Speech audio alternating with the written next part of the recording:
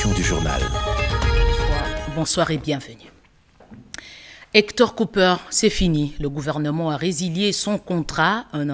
Un arrangement à l'amiable a été trouvé entre différentes parties pour la résiliation du contrat. Dans ce journal, vous aurez plus de précisions sur une cérémonie de travail qui a eu lieu aujourd'hui.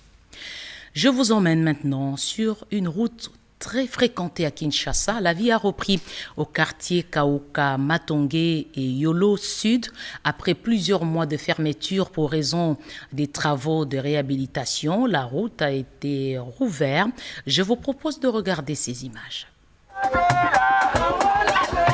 Fermée à la circulation depuis 2019 pour dégradation totale, l'avenue Bongolo qui relie les communes de Kasavubu et Limete est rouverte à la circulation depuis le soir du samedi 2 juillet 2022.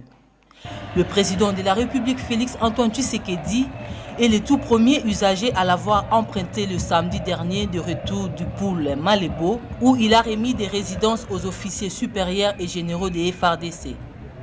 Par la même occasion, le chef de l'État a inauguré le nouveau pont Bongolo jeté sur la rivière Kalamou. La réhabilitation de ces infrastructures est un vrai soulagement pour les usagers de ces quartiers contraints à un long détour. Je suis très impressionné parce que ça fait une belle lurette que ces projets étaient depuis le gouvernement antérieur. Là, nous venons de voir du visu comment a été inauguré. Puis, non seulement ce pont, nous voyons, la rue est maintenant éclairée.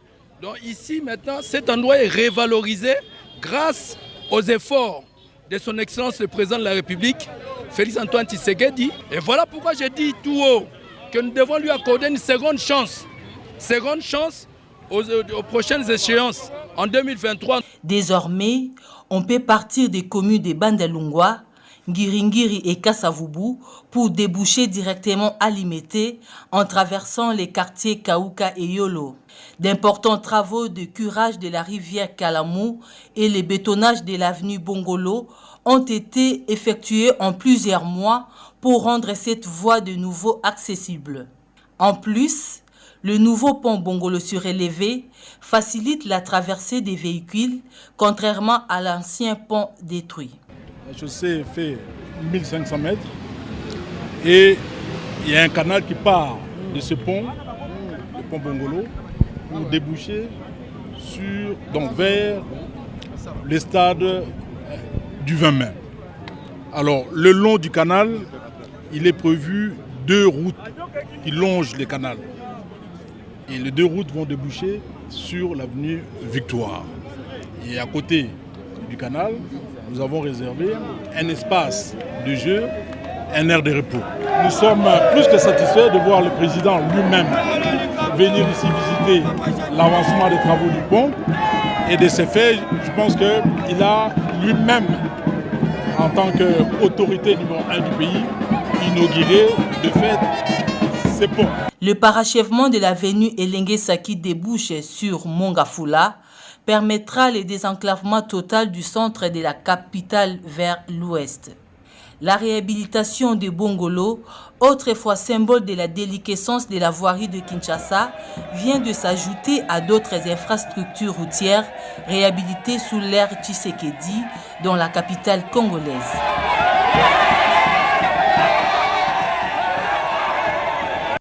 Diplomatie, l'embargo des Nations Unies sur l'achat des armes par la République démocratique du Congo. La Russie a voté contre.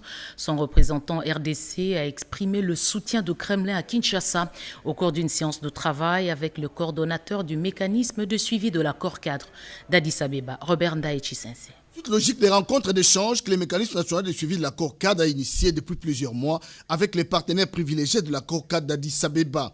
Situation sécuritaire à l'est de la RDC oblige les hauts représentants du chef de l'État au mécanisme régional, Claude Ibalanki et Kolomba, à échanger ce lundi 4 juillet 2022 avec Victor Toukmakov, chargé d'affaires de la Fédération de la Russie, en République démocratique du Congo. La résolution 2641 du Conseil de sécurité prorogée jusqu'au 1er juillet 2023 sur l'embargo des armes à destination de la RDC, l'incursion de l'armée rwandaise sous la couverture du M23, des sujets abordés lors des échanges. Comment un pays membre du mécanisme régional de suivi peut servir de base arrière au mouvement terroriste et agresser la République démocratique du Congo à l'indifférence totale des autres pays membres, s'interroge Victor Toukmakov.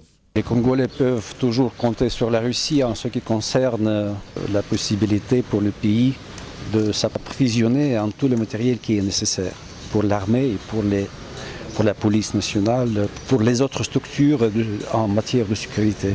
En dépit de l'embargo du Conseil de sécurité de l'ONU sur les armes et des sanctions irrélatives, la Russie envisage de perspectives de coopération entre les deux nations.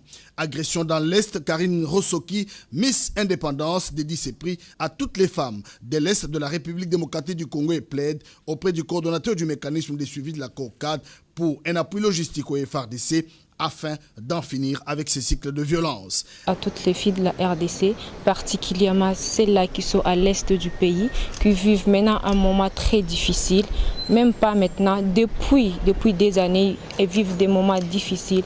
Je vais leur demander d'être fortes, parce qu'elles sont intelligentes, elles sont capables de faire des choses. C'est le moyen qui leur manque, de rester telles qu'elles sont, je crois. Dans peu de temps, nous aurons la paix dans l'est du pays.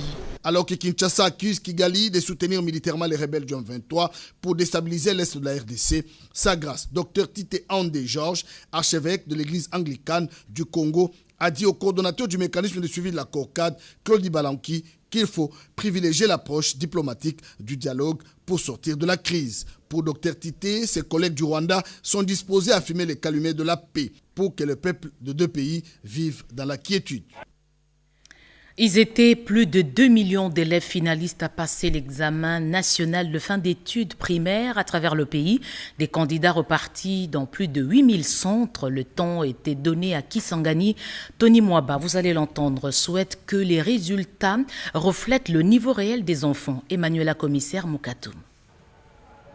Alignés devant les salles de classe, ces élèves s'apprêtent à affronter l'examen national des fins d'études primaires.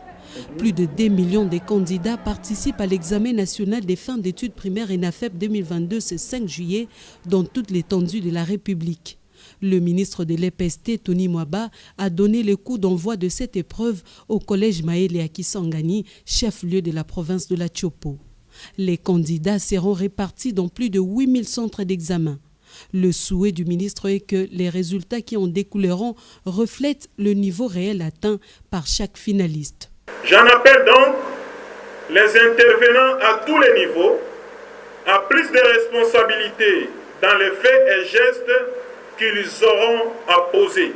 Chers élèves, je tiens à vous rappeler que tout au long du cycle primaire, qui sera bientôt sanctionné par les certificats des fins d'études primaires, nous vous avons inculqué des valeurs pour que le Congo démocratique d'aujourd'hui et de demain, que son Excellence, Monsieur le Président de la République et chef de l'État, Félix Antoine Tshisekedi Tshilombo, voudrait fort, prospère et rayonnant, puisse respirer la paix, la justice et le travail. Initialement prévu pour le 23 au 24 juin dernier, l'examen avait été reporté suite à des contraintes liées au transport aérien. Le ministre de l'enseignement primaire, secondaire et technique, le professeur Tony Mwaba Kazadi, avait annoncé le réaménagement du calendrier par un communiqué pour rassurer les parents d'élèves, les gestionnaires scolaires des chefs d'établissement scolaires et les élèves. À noter que le gouvernement de la République a exempté tous les élèves de la 6e année primaire du paiement de frais de participation à l'examen national des fins d'études primaires. Cet examen, justement, a concerné les 26 provinces. On fait le tour du pays avec Eric Kabamba dans ce résumé. L'examen national des fins d'études primaires a toujours été un grand jour pour le finaliste de ces cycles. Cette année, pendant 48 heures à Kinshasa, comme à l'intérieur du pays, plus de 2 millions de candidats vont devoir se mettre à l'épreuve. Dans la province du Tanganyika, près de 12 000 élèves, dont 5 000 filles, étaient tôt le matin devant leurs centres respectifs. Et c'est l'école primaire SNCC qui a été choisie par la gouverneure de cette province, Julie Ngungwa, pour procéder au lancement officiel de cet examen. Elle a également remercié tous les enseignants pour les efforts consentis malgré les conditions difficiles d'encadrement des élèves. Prudence, concentration pour que les lauréats de cette édition sortent dès la province du Olomami. C'est avec ces mots d'encouragement que la gouverneure de cette province, Isabelle Yumba, s'est exprimée devant ces milliers de finalistes et autres autorités de la province pour lancer officiellement l'ENAFEP de cette édition 2022.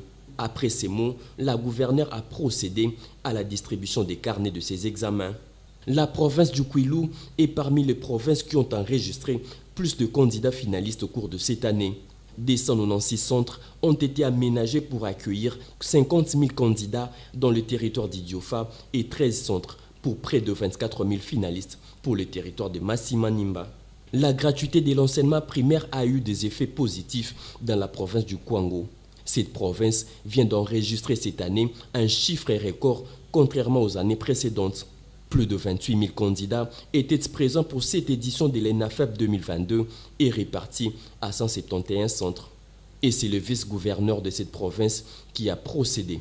Le Kenya fait la promesse à la République démocratique du Congo de tout mettre en œuvre pour un rétablissement de la paix dans sa partie orientale. Son ambassadeur accrédité à Kinshasa l'a affirmé au ministère des Affaires étrangères. Doris Mozotambwe.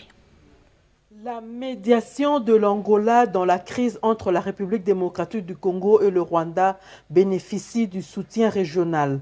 L'ambassadeur du Kenya en RDC, reçu par le secrétaire général aux Affaires étrangères, a montré l'intérêt de son pays pour un retour définitif de la paix en République démocratique du Congo. Notre réunion visait juste à assurer le gouvernement de la RDC du soutien du Kenya sur le processus de paix qui est en cours au niveau de la partie est-orientale de la RDC. Le Kenya est un partenaire dans le dialogue qui vise la paix. Et nous espérons tous que nous arriverons bientôt à mettre fin au problème qui est à l'Est. Le Kenya est derrière cette réunion. Il s'agit d'un effort régional qui est fait pour voir comment ramener la paix au niveau de la RDC. Le processus de Nairobi résonne. Les groupes armés qui écument la partie orientale de la RDC est piloté par le pays d'Ouru Kenyatta. Et pour terminer, Hector Cooper, fin de l'histoire. Le gouvernement vient de résilier le contrat avec le sélectionneur national des Léopards Football Senior. Un accord a été trouvé à l'amiable Willy Kandé. Bonheur Mafouana. Résiliation du contrat à l'amiable entre le sélectionneur national Hector Cooper et les Léopards Football Monsieur Senior. Tout s'est déroulé le mardi 5 juillet 2022 entre les deux parties. Le ministre des Sports, Serge Condé, la FECOFA d'une part, et de l'autre part, le sélectionneur Hector Cooper. Le football a des bons moments et des mauvais moments aussi. Moi, je suis désolé pour ne pas atteindre les objectifs que les Congolais voulaient. À la fin, on n'a pas pu avoir ça. Je répète encore, je dis c'est le football. Souvent les choses vont bien et souvent c'est le contraire. Et moi, ce que je peux faire, c'est de remercier la fédération et l'opportunité, et le pays aussi, l'opportunité qu'ils m'ont donnée. J'ai voulu aimer que les choses se terminent d'autre manière. Oui, on peut dire aujourd'hui que M. Cooper a laissé la sélection congolaise. J'ai eu une réunion avec la fédération, le ministre, d'une manière amicale. Aujourd'hui, comme je viens de le dire, je ne suis plus le sélectionneur du Congo. Les accords sont faits, mais bon, quantité qu'ils disent là, bon, c'est moi, de l'argent, moi, je ne parle pas. Moi, je remercie tout le monde et la manière dont les gens m'ont traité ici. Et la vérité, je répète, parce que nous n'avons pas eu de bons résultats et les derniers moments, nous avons tenté, essayé de le faire. Mais merci pour tout. Pour le remplacement du dit staff technique, la FECOFA devra opérer un choix judicieux car le temps roule contre les Léopards Football Monsieur Senior au regard du calendrier des éliminatoires CAN Côte d'Ivoire 2024. À bon entendeur, salut! Et voilà, ce journal est terminé. Madame, Messieurs, merci de l'avoir suivi à travers le monde. Je rappelle l'une des principales informations. Le SINAMED lance à partir de demain un mouvement de grève pour 3 jours. Le mot d'ordre n'est pas respecté par tous les médecins puisque le SIMECO boycotte ce mouvement de grève. Merci de rester avec nous. Retrouvez l'actualité à 23h avec José Baïtombo. Je reviens demain à 20h. Bonsoir.